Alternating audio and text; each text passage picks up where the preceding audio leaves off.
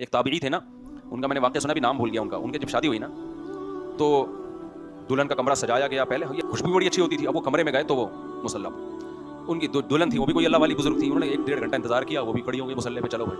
अब दोनों दूल्हा दुल्हन क्या कर रहे हैं?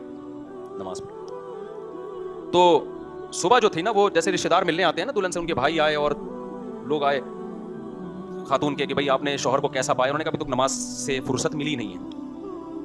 अब रिश्तेदारों ने पकड़ लिया दूल्हा को, भाई तुम सारी रात नमाज पढ़ता रहे, तुझे दुल्हन मिली है। उन्होंने कहा भाई बात यह है, जब मैं इस कमरे में आया तो मेरे जब इतना खूबसूरत कमरा और सजी हुई दुल्हन, तो मुझे ख्याल आया कि वो जन्नत कैसी होगी जो अल्लाह ने अपने नेक बंदों के लिए तैयार करके रखी है। जब ये दुनिया में चंद पैसों से इतना बेहतरीन डेकोरेट कमरा और ऐसी खूबसूरत दुल्हन, तो जो खुदा ने अपने बंदों के लिए तैयार करके रखा है आखिरत में सामान और बाला खाने और हुरे, वो क्या होंगी?